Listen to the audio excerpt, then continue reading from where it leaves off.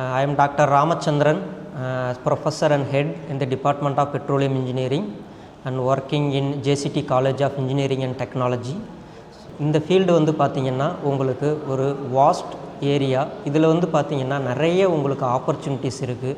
முதல்ல ஏன் நீங்கள் வந்து இன்ஜினியரிங் படிக்கணும்? இன்ஜினியரிங்னா என்ன? இப்போ அன்றாட வாழ்க்கையில் மக்களுக்கு தேவையான ஒரு பொருள், அது நமக்கு அன்றாட வாழ்க்கையில் எது முக்கியமாக தேவையோ அதை நம்ம எப்படி தயாரித்து நம்ம அதை வந்து மக்கள்கிட்ட சேர்க்கணும். இது வந்து ஒரு community service based educations and also it is a better benefit to succeed your business growth. So அப்படி பார்த்திங்கன்னா உங்களுக்கு இன்ஜினியரிங் படிச்சுட்டு நீங்கள் என்ன பண்ணணும்? இதில் இன்ஜினியரிங்கில் வந்து பார்த்திங்கன்னா நிறைய துறைகள் இருக்குது. இதில் இந்த துறையை எதுக்கு பர்டிகுலராக நீங்கள் தேர்ந்தெடுக்கணும்? ஸோ இது மாதிரி நிறைய கேள்விகள் உங்கள்கிட்ட இருக்கும். அப்படி வந்து பார்த்திங்கன்னா நீங்கள் வந்து இந்த பெட்ரோலியம் இன்ஜினியரிங் துறைங்கிறது பார்த்திங்கன்னா கெமிக்கல் இன்ஜினியரிங் துறையிலேருந்து பிரிக்கப்பட்டது தான். இப்போ உள்ள காலகட்டங்களில் நமக்கு அதிகப்படியான எரிபொருட்கள் வந்து தேவைப்படுது. ஏன்னா மக்கள் தொகை அதிகரிச்சுக்கிட்டு இருக்குது, நிறைய அட்வான்ஸ்மெண்ட் வந்துக்கிட்டு இருக்குது. ஸோ இதில் வந்து பார்த்திங்கன்னா உங்களுக்கு எரிபொருள் இல்லாமல் எந்த ஒரு சக்தியையும் நம்ம வந்து இயக்க முடியாது, எந்த ஒரு இயந்திரத்திலையும் இயக்க முடியாது. அப்படி இருக்கும்போது எல்லா எக்யூப்மெண்ட்டையும் எல்லா ப்ராசஸையும் நம்ம வந்து சக்ஸஸாக கம்ப்ளீட் பண்ணுறதுக்கு நமக்கு அத்தியாவசிய பொருள் வந்து தேவைங்கன்னா உங்களுக்கு எரிசக்தி தான், அதாவது ஃபியூயல்னு சொல்லுவோம். ஸோ இந்த ஃபியூயல் எங்கேருந்து நமக்கு கிடைக்கும், அதை பற்றி தான் நீங்கள் இந்த துறையில் நிறைய படிக்க போகிறீங்க.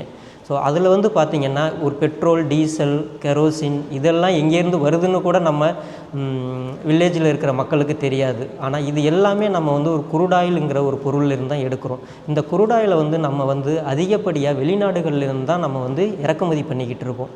இதில் நம்ம நாட்டிலையும் நிறைய குருடாயில் இருக்குது. அந்த குருடாயில் இப்போ நிறைய கண்டுபிடிச்சிருக்காங்க. இப்போ எக்ஸாம்பிள் பார்த்திங்கன்னா இப்போ மந்த் பிஃபோர் இப்போ வந்து உத்தரப்பிரதேசத்தில் வந்து நமக்கு வந்து பார்த்திங்கன்னா 300 கிலோமீட்டர் சரௌண்டிங்கில் 3000 அடி ஆழத்தில் நமக்கு வந்து குருடாயில் வந்து கண்டுபிடிச்சிருக்காங்க. இந்த குருடாயிலோட மதிப்பு வந்து பார்த்திங்கன்னா எண்ணில் அடங்காதது. ஸோ இப்போ நம்ம கவர்மெண்ட்டுமே இந்த துறையை வந்து நிறைய மேம்படுத்தணும், இந்த துறைக்கு நிறைய வந்து மக்கள் படித்து இந்த வேலைக்கு வந்து வரணும் அப்படின்னு சொல்லி நிறைய கம்பெனிஸ்லாம் வந்து ஆரம்பித்து நம்ம ஆல் ஓவர் இந்தியா நிறைய டெவலப் பண்ணிக்கிட்டு இருக்காங்க. ஸோ அப்படி இருக்கும்போது உங்களுக்கு நிறைய வேலை வாய்ப்புகள் வந்து இந்த துறையில் இருக்குது. நீங்கள் இன்ஜினியரிங் துறையில் வந்து பார்த்திங்கன்னா நிறைய பேர் வந்து சாஃப்ட்வேர் இன்ஜினியரிங்கில் தான் வந்து வேலை வாய்ப்புகள் அதிகமாக இருக்குது அப்படின்னு சொல்லி ஒரு நேரோ மைண்ட்லேயே இருக்கீங்க. அப்படி கிடையாது. எல்லா இன்ஜினியரிங் துறையிலையுமே நல்ல வேலை வாய்ப்புகள் இருக்குது. அதுக்கு நமக்கு தேவையான நாலேஜை நம்ம டெவலப் பண்ணிக்கணும். அப்படி பார்க்கும்போது இந்த பெட்ரோலியம் இன்ஜினியரிங் துறை வந்து பார்த்திங்கன்னா உலக அளவில் நிறைய டிமாண்ட் இருக்குது. அப்படி பார்த்திங்கன்னா உங்களுக்கு மினிமம் சேலரியே வந்து பார்த்திங்கன்னா உங்களுக்கு இப்போ ஃபாரின்லாம் போனீங்கன்னா 2 லட்ச ரூபா சம்பளத்தில் ஒரு வருஷம் எக்ஸ்பீரியன்ஸ் ஆகிடுச்சுன்னா போதும், 2 லட்ச ரூபா மினிமம் சம்பளம். இது வந்து ஒரு ஒஸ்ட்டு கேஸ் நீங்கள் வந்து சம்பாதிக்க முடியும். அப்படிப்பட்ட ஒரு துறை. இந்த துறையை பற்றி வெளி உலகத்தில் யாருக்குமே நிறைய தெரிய மாட்டாங்குது. அதிகப்படியாக பார்த்திங்கன்னா கிராமப்புற மக்களுக்கு இப்படி ஒரு இன்ஜினியரிங் படிப்பு இருக்குங்கிறதே தெரியாமல் இருக்குது. ஸோ இந்த இன்ஜினியரிங் படிப்பு வந்து பார்த்திங்கன்னா உங்களுக்கு நிறைய ரெவென்யூவை வந்து கொடுக்கும், நீங்கள் நிறைய சம்பாதிக்க முடியும். நீங்கள் இந்த இன்ஜினியரிங் துறை 4 வருஷ படிப்பு, இதை முடித்த உடனே ஒரு சேஃப்டி கோர்ஸ் ஒன்று பண்ணிட்டீங்கன்னா உங்களுக்கு உடனே எல்லா கம்பெனியும் வந்து நீ கம்பெனியை சூஸ் பண்ணலாம். கம்பெனி ஒன்றை சூஸ் பண்ணணும்னு அவசியம் இல்லை. நீங்கள் வந்து இந்த கம்பெனியில் தான் நான் வேலை பார்க்குறேன் அப்படின்னு சொல்லி நீங்கள் இதில் மட்டும் நாலேஜபுளாக இருந்தீங்கன்னா நீங்கள் வந்து க்ரோர் நீங்கள் வந்து சம்பாதிக்கலாம் ஒரு வருஷத்துக்கு. ஸோ அந்த மாதிரியான ஒரு அதிகப்படியான சம்பாத்தியத்தை கொடுக்கக்கூடிய ஒரு துறை இது வந்து மக்களுக்கு நிறைய பேருக்கு தெரியல. இந்த துறை வந்து பார்த்திங்கன்னா நம்ம இந்தியாவிலேயே ஒரு 6-7 காலேஜஸில் மட்டும்தான் இருக்குது, இன்க்ளூடிங் ஐஐடிஸ், என்ஐடிஸ். அப்படி பார்க்கும்போது நம்ம காலேஜில் வந்து பார்த்திங்கன்னா இந்த பெட்ரோலியம் இன்ஜினியரிங் துறையானது இந்தியாவிலேயே வந்து நம்ம சவுத் இந்தியாவில் NBA அக்ரிடேட்டட் வாங்கியிருக்கு. நம்ம தான் ஃபஸ்ட் NBA அக்ரிடேஷன்ஸ் வாங்கியிருக்கோம். ஸோ NBA அக்ரிடேஷன்ஸுங்கிறது ஒரு கவர்மெண்ட்டு கொடுக்குற ரெகக்னைஸ்டு சர்டிஃபிகேஷன்ஸ். அந்த சர்டிஃபிகேஷன்ஸ் இருந்தால் தான் நீங்கள் வெளிநாடுகளில் வேலை பார்க்கும்போது அந்த காலேஜில் படிச்சிருக்கீங்கிற அந்த காலேஜோட ரெப்புடேஷனை காட்டும். அப்போது உங்களுக்கு ஒரு அதிகப்படியான சம்பாத்தியத்துக்கு போகக்கூடிய வாய்ப்புகளை வந்து இது வந்து மேம்படுத்தி கொடுக்கும். அப்படி பார்க்கும்போது உங்களுக்கு NBA வந்து கட்டாயம் தேவை. இது வந்து உலக அளவில் உங்களுக்கு வந்து இப்போ வந்து பார்த்திங்கன்னா வந்து அபெட்னு சொல்லுவாங்க. இன்ஜினியரிங் நீங்கள் படிச்சிங்கன்னா அபெட் அக்ரிடேஷன்ஸ் இருக்கா காலேஜில்னு சொல்லுவாங்க. அதே மாதிரி நம்ம நாட்டில் வந்து பார்த்திங்கன்னா NBA அக்ரிடேஷன்ஸ் இருந்துச்சுன்னா உங்களுக்கு ஈஸியாக ஒரு MNC கம்பெனியில் டாப் 100 கம்பெனிஸில் நீங்கள் வந்து வேலைவாய்ப்புகளை பெற முடியும்.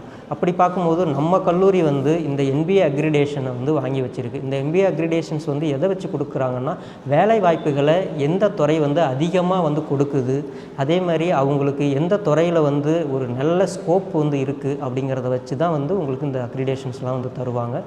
அதில் எப்படி எக்ஸ்பீரியன்ஸ்டான ஃபேக்கல்ட்டிஸ் இருக்காங்க அந்த துறையில், அதில் அவங்களுக்கு என்ன ஃபெசிலிட்டிஸ் இருக்குது அந்த கல்லூரியில், இதெல்லாம் வச்சு தான் NBA அக்ரிடேஷன்ஸ் கொடுப்பாங்க. அப்படி பார்க்கும்போது இந்தியாவிலேயே இப்போ ஆக்டிவாக இருக்கிறது 2 கல்லூரி தான். அப்படி பார்க்கும்போது நம்ம அதில் ஒன் ஆஃப் தி கல்லூரி. உங்களுக்கு ஏதாவது சந்தேகம் இருந்துச்சுன்னா நீங்கள் NBA வெப்சைட்டில் கூட போய் பாருங்கள். நம்ம துறை வந்து NBA அக்ரிடேட்டட் துறையாக இருக்கும். அதே மாதிரி நார்த் இந்தியாவில் குஜராத்தில் ஒரு கல்லூரி வந்து NBA அக்ரிடேட்டட் துறையாக இருக்கும். இந்த 6-7 கல்லூரிகளில் நம்ம தான் NBA அக்ரிடேஷன்ஸ் வந்து வாங்கியிருக்கோம். ஆல் ஓவர் இந்தியாவில் சவுத் இந்தியாவில் ஃபஸ்ட் டைமு, ஆல் ஓவர் இந்தியாவில் நம்ம தான் செகண்டு. ஸோ அப்படி இருக்கும்போது நிறைய வேலைவாய்ப்புகள் அதிகமாக இருக்குது. நம்ம இந்தியன் கவர்மெண்ட்டும் அதிக வேலைவாய்ப்புகளை வந்து இந்த துறையில் வந்து நிறைய உற்பத்தி பண்ணிக்கிட்டு இருக்குது. ஸோ அதனால் நீங்கள் வந்து இந்த துறையை எடுத்து படிச்சிங்கன்னா உங்களுக்கு ஒரு நல்ல பெட்டர் ஃப்யூச்சர் இருக்குது. ஸோ இப்போ இந்த துறையை வந்து பார்த்திங்கன்னா நீங்கள் இந்த நிறைய இன்ஜினியரிங் துறைகள் இருக்குது. இந்த துறையில் நம்ம எதை பற்றி படிப்போம், இன்ஜினியரிங் துறையில் நிறைய மேக்ஸ் இருக்குது, அதனால் எனக்கு வந்து மேக்ஸ் வராது பயப்பட வேண்டாம். இந்த துறையில் வந்து பார்த்திங்கன்னா உங்களுக்கு மேக்ஸ் சப்ஜெக்ட் வந்து கம்மி தான். அது மட்டும் இல்லாமல் இந்த துறையில் நீங்கள் எதை வந்து முக்கியமாக படிப்பீங்க அப்படின்னா, எப்படி நம்ம வந்து குருடாயில் கண்டுபிடிக்கணும், ஆயில் அண்ட் கேஸ் இது ரெண்டுத்தையுமே நம்ம நிலத்துலேயும் சரி, நீரிலையும், கடல்லையும் சரி, நம்ம லேண்ட்லேயும் சரி, எப்படி எங்கே இருக்குது. இப்போ நம்ம பார்த்திங்கன்னா நம்ம வீட்டுக்கு வந்து தண்ணி எடுக்கிறோம் இல்லையா, போர்வெல் போட்டு. ஸோ அந்த போர்வெல் தண்ணி எங்கே இருக்குது, எப்படி இருக்குதுன்னு கண்டுபிடிக்கிறோம் இல்லையா, இது பேர் என்ன சொல்லுவாங்கன்னா உங்களுக்கு ஜியாலஜிஸ்ட்னு சொல்லுவோம். ஸோ அப்படி பார்க்கும்போது நீங்கள் ஜியாலஜியை பற்றி படிப்பீங்க. ஃபஸ்ட்டு பேசிக் ஃபண்டமெண்டலே பார்த்திங்கன்னா ஆயில் அண்ட் கேஸ்னால் என்ன, அதனோட பயன்பாடுகள் என்ன, அதுக்கப்புறம் அதை எப்படி நம்ம கண்டுபிடிக்கணும், முதல்ல எங்கெல்லாம் இருக்குதுன்னு கண்டுபிடிக்கணும், அதை பற்றி நீங்கள் படிப்பீங்க. இதை வந்து தியரிட்டிக்கலாகவும் படிப்பீங்க. லேபில் வந்து இப்போ நீங்கள் வந்து பார்த்திங்கன்னா நம்மளோட ஜியாலஜிஸ்ட் வந்து என்ன படிப்பாங்க, நம்மளோட பூமி வந்து எப்படி உருவாகிருக்கு, என்னென்ன ராக் மெட்டீரியல்ஸ்லாம் வந்து அதில் இருக்குது, அதில் எப்படி குருடாயில் ஃபார்ம் ஆகுது, இந்த ராக் மெட்டீரியல்ஸ்லாம் அங்கே இருக்கிறதுனால அந்த குருடாயிலோட குவாலிட்டி எப்படி இருக்கும். ஸோ இதெல்லாம் பற்றி தான் நீங்கள் வந்து டீட்டெயிலாக படிப்பீங்க.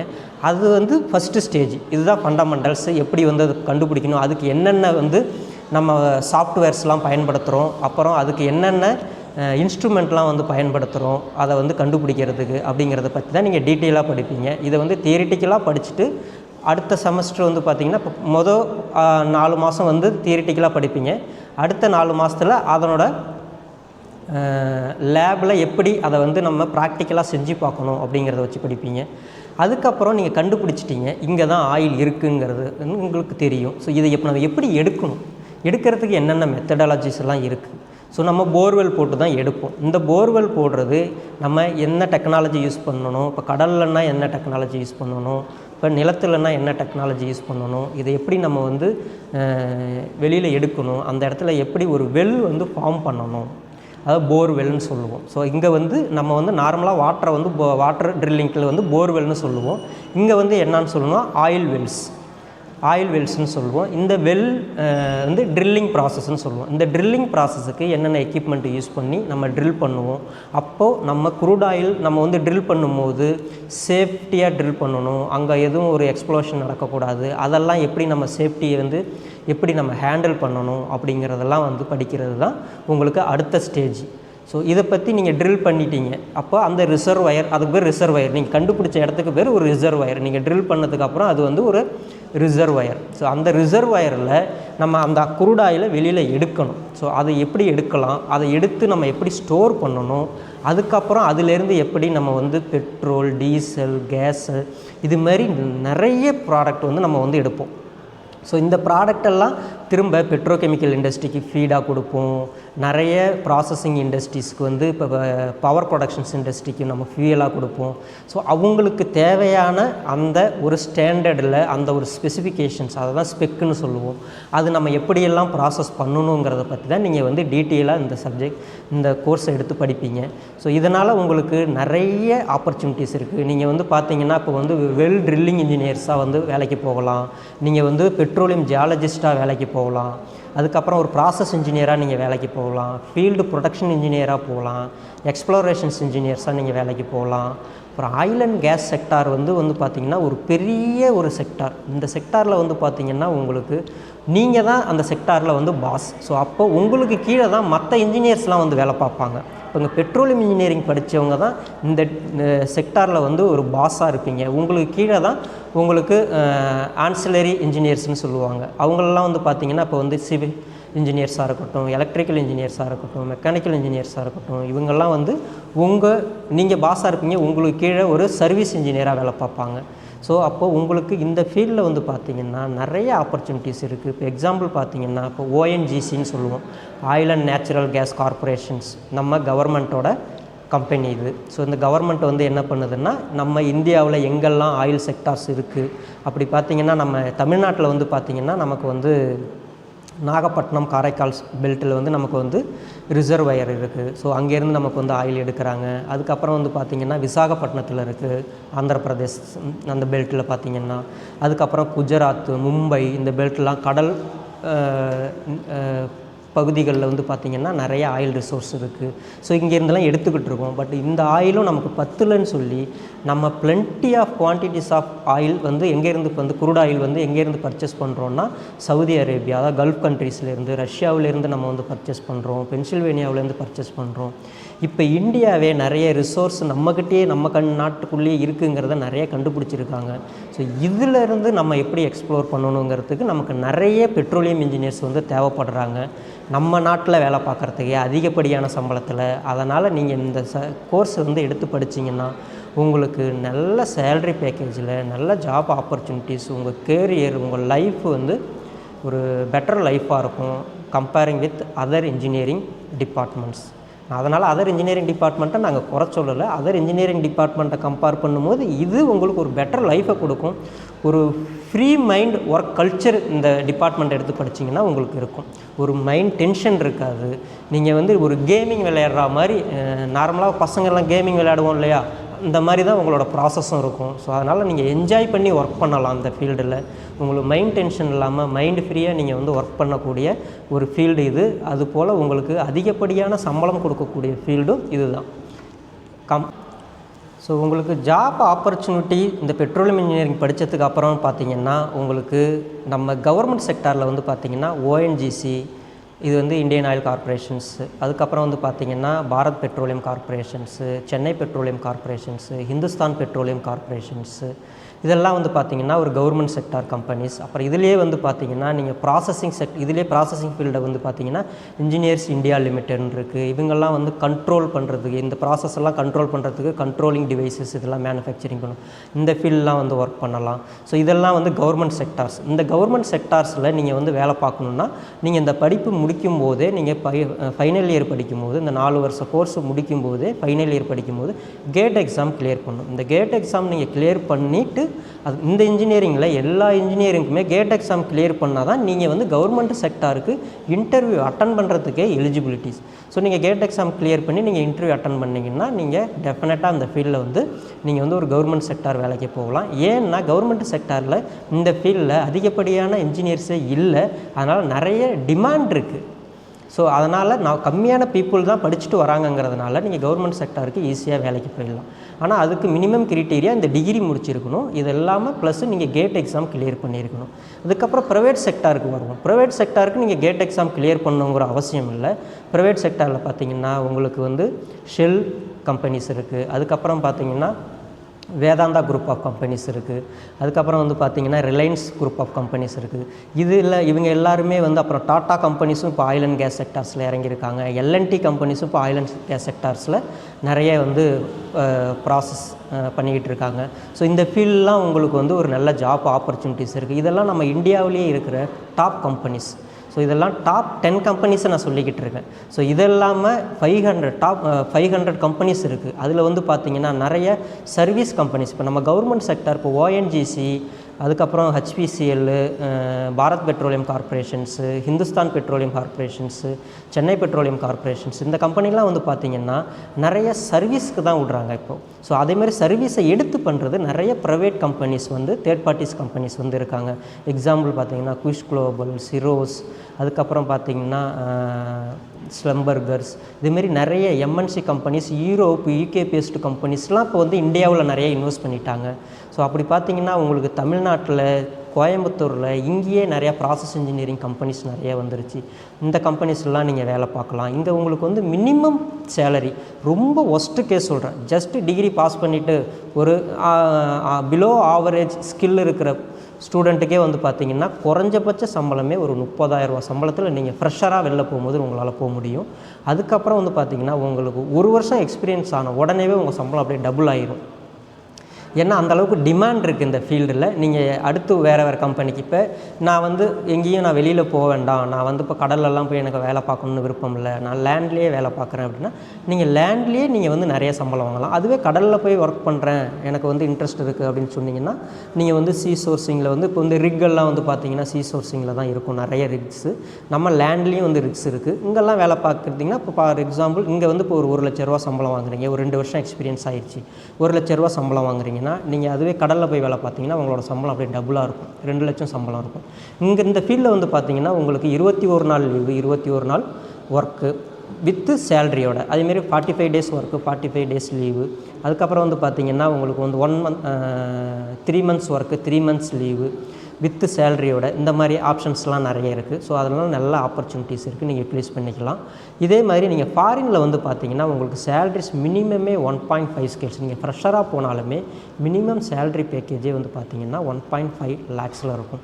இப்போ நீங்கள் 1 or 2 இயர்ஸ் எக்ஸ்பீரியன்ஸ் அந்த பர்டிகுலர் ஃபீல்டில் இருக்கீங்கன்னு பார்த்தீங்கன்னா உங்கள் சேலரிலாம் வந்து பார்த்திங்கன்னா மினிமம் 3 lakhஸ்க்கு மேலே இருக்கும். இப்படி பார்த்திங்கன்னா நம்ம காலேஜில் படிச்சுட்டு போன ஸ்டூடெண்ட்ஸ் வந்து பார்த்திங்கன்னா நம்ம அலுமினிஸு, எக்ஸாம்பிள் பிரசன்னா வெங்கடேஷ்னு ஒருத்தர் ஃபஸ்ட்டு பேட்ச் பாஸ் பண்ணார். 2017 1 வருஷம் தான் இந்தியாவில் வேலை பார்த்தாரு.